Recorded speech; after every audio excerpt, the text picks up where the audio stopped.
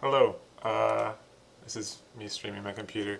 I'm going to show you how I made something for the 3D printer. So I downloaded SketchUp, which is from Google, and it's free, and that's why I downloaded it. Uh, and I drew an image of I'm just trying to make something simple. So I made a little organ thing, has a heart. You know how I roll. I just freehanded it. There's a freehand setting, and so I drew it. I just kind of made it. The sizing, I'm not sure how it's going to play out. So according to this, on the bottom right, it says it's like it almost, or it's just almost an inch, and it's like what, like a, yeah, it's not that big at all. I want to make it really tiny because I don't have that much plastic, so that's kind of why I made it that size. And so I had to download a specific plugin so that I could export it, but I exported it, and then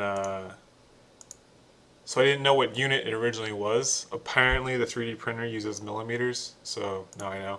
Anyway, but I exported it doing that. And so I have that file, and then I have to open up that file. So what you do is you have a 3D image, and then you have to interpret it using, they call it slicing, so that the 3D printer knows how to draw it, essentially. So I go into, this is the 3D printing settings stuff. And so I go into slicing settings, and I don't know what any of this means, but I just click this button here, according to the guide. And then I open up the little organ thing I made. And so you can see it's running right now. I don't know if you can actually read any of this. It's just saying all the stuff that it's doing. And so here's what it's going to print out essentially. Like these are each of the movements that the extruder is going to make. And so there's different layers. So you can see like the layer under it has a lot more drawn onto it. And so I'm not sure, there's different ways to draw these things in terms of how you want to do the structural integrity. So like, for example, on this layer it's more of like a honeycomb shape, which I'm going to assume makes it easier to save space. Not entirely sure. Anyway, so once I do that, it creates a G code, which is what the printer actually reads, so that it tells it all the movements to make. So I close those two things, and so I go back. This is the printing interface, and so I'll just load the file, so I have the G code. And so it's really handy because it tells me a lot of stuff. So it tells me how much filament it's planning to use. It tells me how big it's going to be. And then it gives me an estimate, which says this is going to take 5 minutes, and that's the pessimistic estimate. I have no idea how accurate that is. We'll find out. Before I actually try to print this bad boy, first off, I need to remove, there's a piece of plastic that's already in the extruder, I guess, to keep it from getting dust. So I need to pull that out. And then I'm not sure how the heating works, because apparently there's a chance that the thread won't stick, the filament won't stick to the pad, which apparently messes up the thing. So we'll see how that goes. Yeah, so I'm gonna stop streaming. Okay, hello.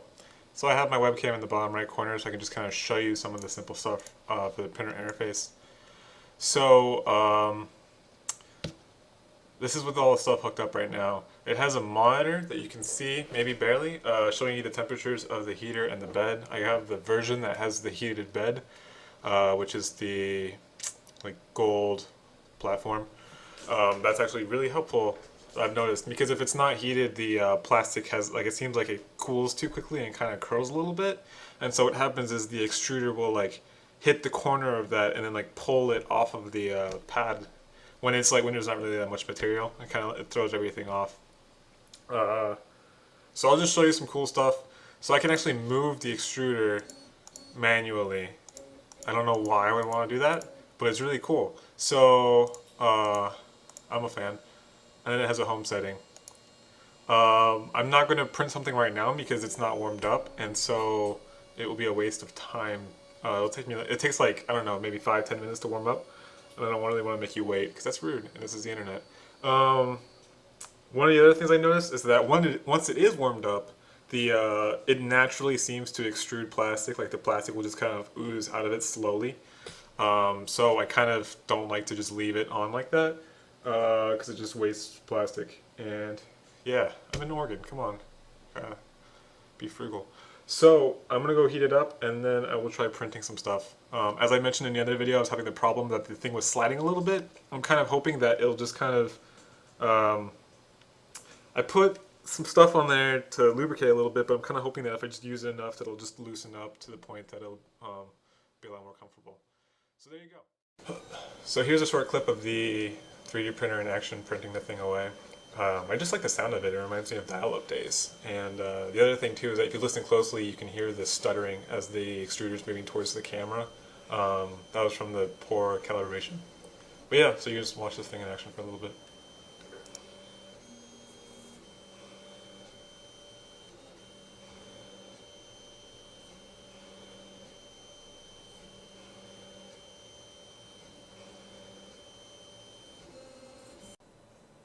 Hello, good news everyone. I fixed the calibration issue, so that's dealt with.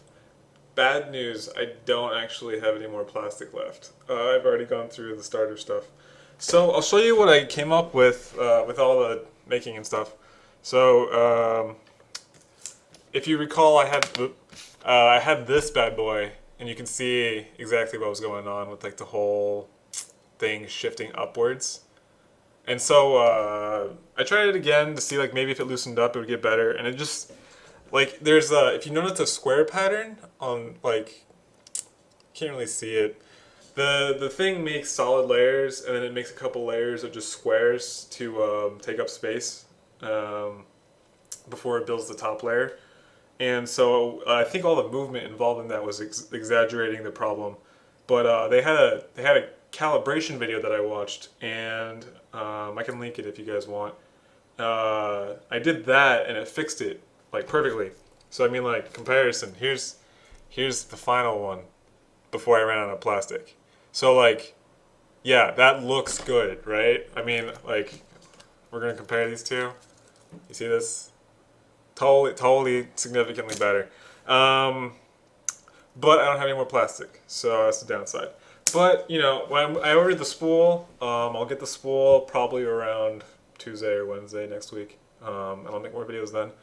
So watch the SketchUp thing, or go download that, or find something on Thingiverse. I'll put some links to show you guys some cool stuff to look at and stuff. And then you can tell me if you like anything, if you want me to make anything, you can draw stuff for me. Just keep in mind that the size for the thing is 6 inches by 6 inches by 6 inches.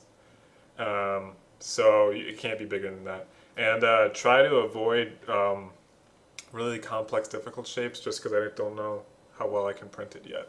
I'll get more ambitious as time goes on. Okay, see you guys later.